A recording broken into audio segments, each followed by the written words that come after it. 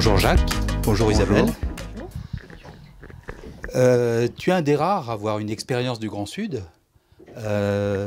Déjà, donc pour cette longue route, comment tu vois ça maintenant? Ah, c'est sûr que quand on a déjà fait un tour du monde par les mers du Sud, c'est moins l'inconnu, quoi. Mais la mer est toujours changeante et il faut se méfier de ne pas partir en ayant trop confiance. Donc il faut refaire une préparation comme si c'était la première fois, quoi. Ouais. Ouais. Et donc, parce qu'en fait, dans ce tour du monde en solaire que tu as fait, tu nous as parlé un petit peu de tes moments de creux, de cafard, et donc, est-ce que tu prévois autre chose? Est-ce que tu prévois quelque chose un peu plus précis pour avoir le moral un peu plus longtemps? Ouais, c'est vrai qu'on a tendance à parler plus des moments qui sont plus difficiles, parce que ça reste ancré, mais bon, il y a quand même 90% de temps où c'est le grand bonheur quand même. Bien sûr, bien Donc, sûr. après, ce qui se passe, c'est que quand on est au large, on n'a pas la société autour qui amortit toutes ces émotions-là. Donc on les ressent, enfin en tout cas c'est vrai pour moi, je ne sais pas si c'est vrai pour les autres, on les ressent complètement. Et on peut les exprimer complètement, donc on peut crier de joie et pleurer s'il n'y a personne autour et c'est un peu ce qu'on recherche, enfin c'est un peu ce que je recherche, c'est-à-dire aller chercher des émotions, des sensations qui sont beaucoup plus fortes que dans la vie terrienne. Bien sûr, mais c'est vrai que tu les exprimes. Alors tu dis on les exprime plus facilement, etc. Mais je pense qu'il y a beaucoup de gens qui les masquent. Et moi, ce que j'ai apprécié dans ton livre, c'était justement ce côté à cœur ouvert, quoi. Bah oui, je vois pas l'intérêt d'écrire un 100e livre qui soit simplement un livre de bord où on énumère les conditions de navigation, ce qui se passe, les changements de voile, etc. Donc, pour moi, écrire ce bouquin, c'était transmettre la globalité des sensations qu'on peut avoir quand on est en mer seul pendant très longtemps. Et oui, je l'ai fait à cœur ouvert. Et bon, c'est ce qui a plu, mais bon, il y a certaines personnes à qui ça n'a pas plu aussi. Parce qu'on est censé être des surhommes, des Tarzans des mers, etc. Alors que c'est pas du tout vrai, quoi. C'est pas du tout vrai. Bien sûr. Mais quelles sont tes motivations pour la longue route? Bon, oui, j'avais prévu de faire un tour du monde à l'envers parce que, un peu naturellement, j'avais pas envie de refaire la même chose. Et donc, j'ai construit ce bateau spécialement pour ça. Et puis, j'ai eu des pépins de santé qui m'ont fait comprendre, c'était un peu une alerte, que ce serait trop difficile et trop risqué de le faire, ce tour du monde à l'envers. Hein, parce que bon, c'est beaucoup plus dur physiquement. Naturellement, je me suis tourné vers la longue route 2018 parce que c'était pleinement en accord avec ma manière de naviguer. Et ma manière d'être aussi. Hein. Oui, donc on parlait un peu de la peur, de l'angoisse, etc. Tout à l'heure, et la peur de ceux qui restent à terre. Donc ça, c'est un peu plus pour toi, Isabelle. Et oui. Comment tu ressens ça? Ah, j'appréhende quand même, mais bon, j'ai confiance en lui parce que je vois comment il prépare le bateau, comment il planifie vraiment la sécurité.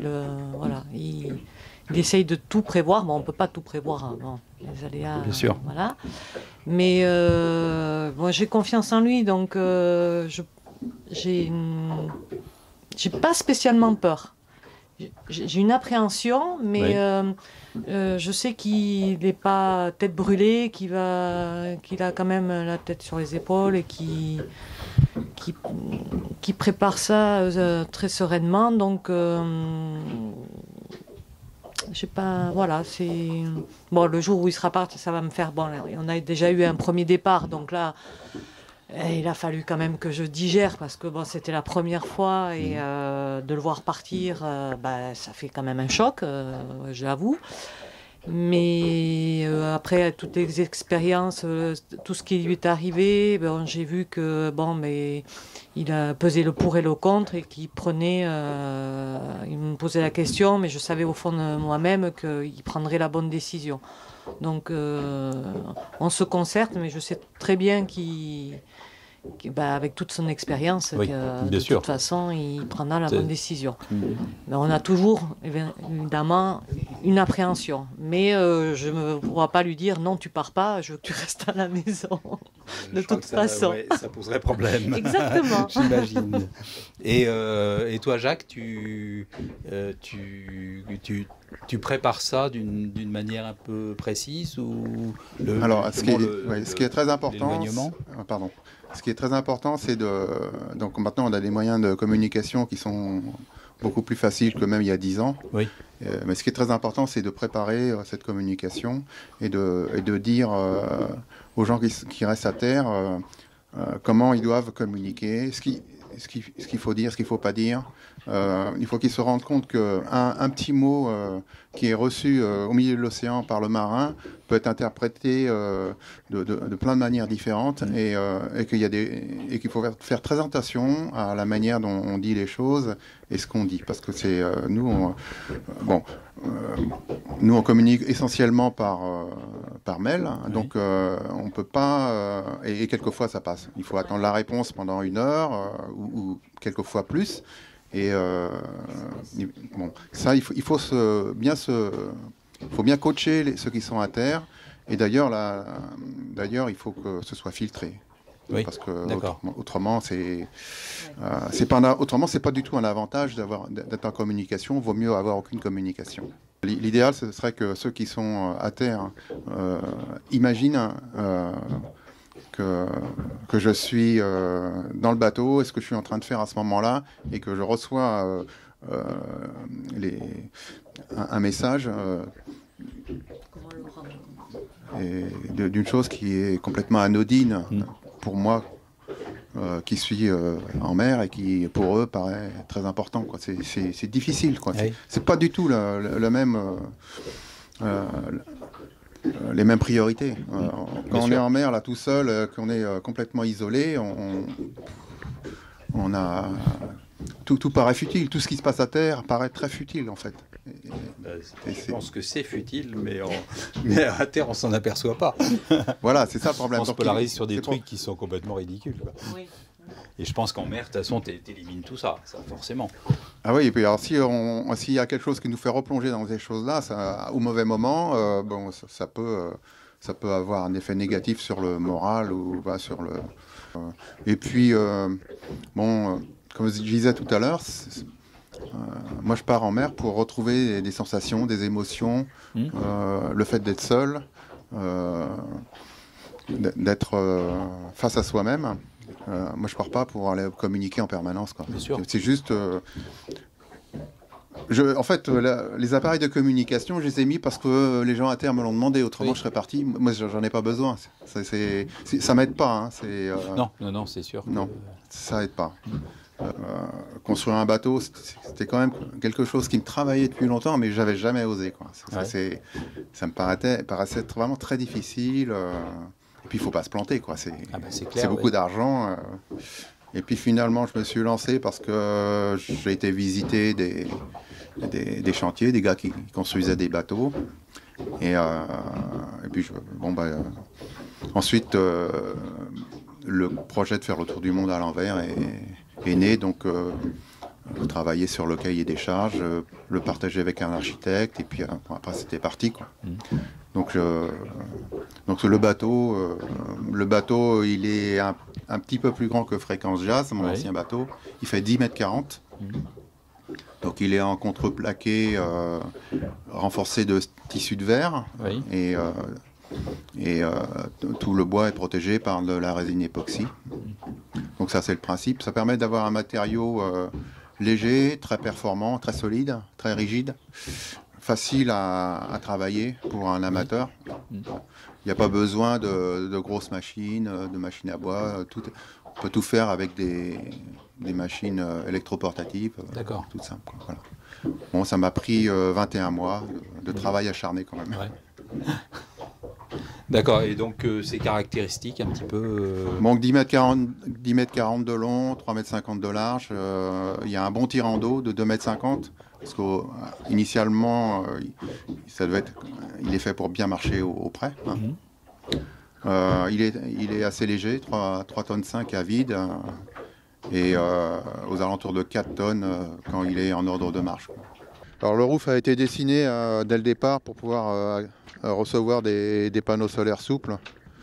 Donc là, les premiers panneaux que j'avais ont été abîmés par la grand voile, le frottement de la grand voile. Ouais. Bon, il marchait encore, mais par sécurité, je mets des panneaux qui ont un revêtement beaucoup plus solide. Voilà, d'autrement, donc on voit les antennes du GPS et du Merveille, qui est le détecteur de radar. Et puis les hublots sont placés de manière à ce que je puisse voir les voiles à partir de la couchette, quoi. Enfin des couchettes. Alors, donc, autrement, donc les manœuvres, les drisses reviennent au pied du mât et toutes les autres manœuvres reviennent au cockpit. Donc ce winch-là me permet de faire beaucoup de réglages sans avoir à sortir complètement. À la limite, quelquefois, je peux manœuvrer beaucoup en étant comme ça. Et ici, j'ai la commande de réglage du régulateur d'allure. Et j'aurai ici la même chose pour un pilote automatique. Donc ça permet de s'économiser, de ne pas obligé de s'habiller complètement, d'être inciré pour faire simplement un petit réglage. Hein. Voilà, c'est le but. Donc là, la table à cartes, une couchette, une deuxième couchette, le chauffage. D'accord. Donc un petit réchaud à alcool, un évier qui est en bois époxy aussi. Et tous les rangements, donc, comme j'expliquais tout à l'heure, qui permettent de stocker 14 jours de nourriture. Donc là, dans ces coffres-là, on peut tout ranger. Donc je peux tout faire en restant assis. Hein, ce qui est important, parce qu'on ne peut pas tenir debout. Hein. C'est pas possible. Ce bateau-là, particulièrement, bon ben, déplacement léger, ça bouge. C'est des mouvements assez violents, quoi. Hein. Ouais, ça cogne et c'est des mouvements assez violents. Donc là, c'est une porte étanche.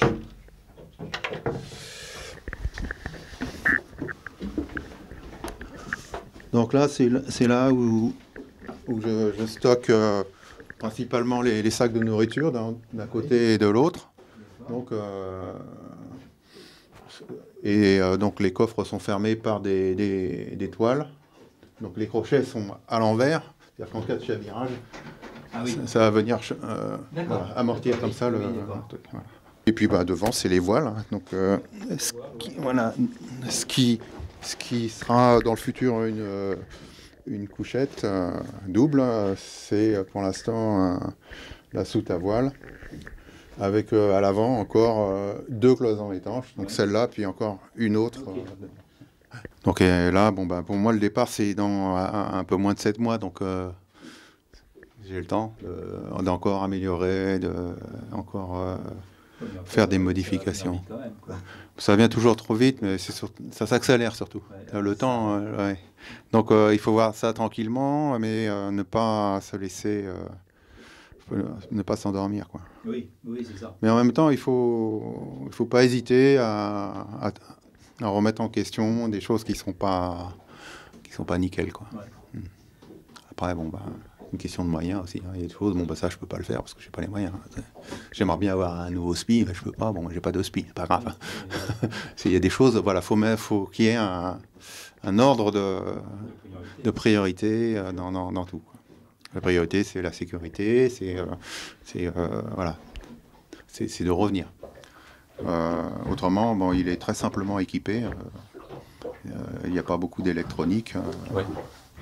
Bon, il y a plus d'électronique pour la communication que pour la navigation d'ailleurs. Il n'y a pas besoin de grand-chose finalement. Bah non, il n'y a pas besoin de grand-chose, mais effectivement, bon, bah, pour communiquer, il faut de l'énergie, il faut des appareils, et donc, oui, il y a quand même la particularité principale, c'est il n'a pas de moteur et l'électricité est 100% solaire, Oui. comme sur mon ancien bateau. D'accord. Et t'as que du solaire, t'as pas d'éolienne ou d'hydrogénérateur. Non, j'ai que des panneaux solaires souples de chez What You Need, et donc une seule grosse batterie. D'accord. Ouais. Et le pilote automatique, c'est un régulateur d'allure, donc ça consomme rien. Et là, je vais monter un pilote électrique, mais qui sera secondaire, parce que il y a certaines conditions où le régulateur est un peu perdu, parce que le bateau est quand même très nerveux. Et dans certaines conditions, et dans le tout petit temps, il est un peu perdu, quoi. Parce que le bateau va pratiquement aussi vite que la vitesse du vent, donc au niveau du capteur, c'est difficile. D'accord. Oui, tes problèmes physiques, donc t'as des problèmes de... Alors j'ai 3 hernies discales, dont une qui en ce moment me procure une bonne cruralgie, et ça fait 3 fois que ça m'arrive, donc là je parie sur le fait que je pourrais partir tranquillement, mais que ça peut recommencer pendant la navigation. D'accord. Et qu'est-ce qu'il faut faire si ça... Alors, qu'est-ce qu'il faut faire? Il faut emmener les médicaments qu'il faut pour pouvoir les utiliser au bon moment. Et surtout, il faut faire de la prévention. Donc, la prévention, pour moi, c'est naviguer plus doucement, donc transformer le bateau pour que les manœuvres soient moins dures. Et les déplacements sur le pont plus faciles, quoi. Donc là, je change de grand voile, je rajoute un enrouleur pour la trinquette et des chaussettes pour tous les spies, chose que je connaissais pas avant, quoi. Je naviguais, je manœuvrais toujours comme ça avec la vitesse, mais là je pourrais plus. Enfin, si je pourrais, mais au risque de me bloquer le dos, donc oui, c'est pas la peine. C'est pas la peine. Donc faut mieux éviter. Le bateau sera pas à 100% de son potentiel, mais bon, c'est pas le but non plus. Mais j'aime bien quand même naviguer, sentir le bateau bien marcher. Ça, j'aime bien qu'il soit bien réglé, etc. Donc, je suis pas content de moi quand j'ai la flemme d'envoyer une autre voile, etc., quoi. Bon, là, je vais m'arranger pour manœuvrer plus doucement, et puis bon, comme ça le bateau avancera à son rythme, plus à son rythme qu'au mien, quoi. Enfin, je sais pas. Et au niveau confort à l'intérieur, je vois que tu as mis des couchettes sur cardan. Oui, alors il y a toutes les couchettes, elles sont deux, sont sur cardan. Et sur la couchette de là-bas, je vais mettre un matelas à mémoire de forme là, qu'on a sur les lits médicalisés, que j'ai récupéré, pour récupérer le mieux possible, quoi. Oui, pouvoir dormir vraiment le mieux. Ah ouais, c'est très important. C'est très important, bien récupérer et bien manger. Faut faire attention à soi. Bien sûr. En termes de budget, tu as des sponsors, tu as des partenaires? J'ai quand même 3 gros partenaires techniques, Wishart, Profurl, What You Need, qui m'ont beaucoup aidé. Et puis le fait que c'est un bateau solaire, ça plaît beaucoup. Bien sûr. Même si, effectivement, il n'y a plus rien à prouver, ça fonctionne, mais encore faut-il le faire. Oui. Et de le faire complètement, quoi. Oui, et puis il faut arriver à le banaliser le plus possible, quoi. C'est sûr que quand j'ai annoncé en 2005 que j'allais faire un tour du monde juste avec des panneaux solaires, on me prenait pour un dingue, et puis maintenant, on sait que ça marche, quoi. Oui. Ouais. Au niveau avitaillement, qu'est-ce que tu prévois? Tu prévois du lyophilisé, tu prévois des conserves. Qu'est-ce que Alors, donc toi, tu as une bonne expérience, donc. Ouais, alors tiens, Isabelle, passe ce truc-là. En fait, bon, la nourriture, c'est très important. Oui. Hein, c'est très important parce que c'est ce qui permet de rester en forme. Et donc, il faut pouvoir se faire à manger par n'importe quelle condition. Donc là, tu vois, tout est fait pour que je puisse faire la cuisine. Enfin, toute la vie à bord se passe assis sur 2 mètres carrés, là, quoi. Et donc, pour la nourriture, en fait, j'ai des repas préparés à l'avance. Hein, D'accord. et des menus, quoi. Voilà,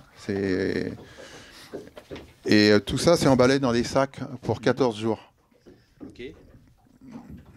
Alors, je ne suis pas obligé de suivre les menus à la lettre, hein, évidemment, mais ça permet d'avoir une charge bien maîtrisée. C'est-à-dire que, bon, on sait exactement ce qu'il faut emmener. Tous les 14 jours, j'ouvre un sac, je range les affaires dans la cuisine. Et puis, bon, s'il en reste, à la fin des 14 jours, je les stocke à part, j'ouvre un nouveau sac. D'accord. Et comme ça, bon, ça permet d'avoir une bonne variété dans les menus, de pouvoir manger régulièrement. Dans mon dernier tour du monde, je me suis toujours fait à manger des repas chauds. Oui. Donc c'est en partie lyophilisé, en partie conserve, pour varier, quoi. Voilà. Et en plus, c'est plus facile à stocker des sacs, là, on n'a pas à aller chercher dans les fonds, on sait exactement où sont les choses, c'est très simple. Oui, je ne sais pas si tu as d'autres choses à aborder, là, justement, je pense que tu... Moi, je l'aide comme je peux, avec mes moyens. Oui. Il a un site, comme je travaille dans l'informatique, que lui, il a tendance à s'énerver quand il faut... voilà, il n'aime pas trop. Donc du coup, avec son site internet, je m'y suis mise. Avec mes moyens, parce que c'est pas mon domaine, mais bon, j'y arrive parce que j'aime pas, voilà, ne pas y arriver. Donc, et puis après, je vais m'occuper de sa communication, justement, mettre les photos. Tu oublies aussi que tu t'es occupé aussi de l'installation. De l'installation avec Arnaud. Oui, je pense qu'en amont, c'est quand même... Voilà. Il y a beaucoup de travail. Dès qu'il y a de l'informatique, moi j'aime bien ça. Et lui non. Et quand j'essaie de lui expliquer, je vois que ça l'énerve un peu. Ça bloque. Donc j'essaie de trouver des astuces pour lui donner des infos ou d'aller au plus vite. Parce que c'est vrai que quand on communiquait, quand il est parti, le satellite ne passait pas tout le temps. Donc je mettais des petits mots raccourcis en sachant, je ne savais pas si ça allait arriver ou pas, pour lui faire comprendre. Des fois quand il me dit ça marche pas, ça marche pas, qu'est-ce que je peux faire. Donc c'est pas évident d'expliquer en 140 mots ou 160 mots ce qu'il faut faire, et en sachant que sa patience. Donc tout ce qui est électronique, pareil pour la balise et tout. Quand on a voulu l'installer la première balise que tu avais eue, ça marchait pas, donc j'ai dit bon, je m'en occupe. J'ai vu avec il fait un blocage. Donc moi ça me il y a des automatismes que j'ai, parce que pour faire marcher un appareil que lui n'a pas, quoi. Donc tout ce qui est électronique, j'ai tendance à m'en occuper. Et donc dans cette préparation,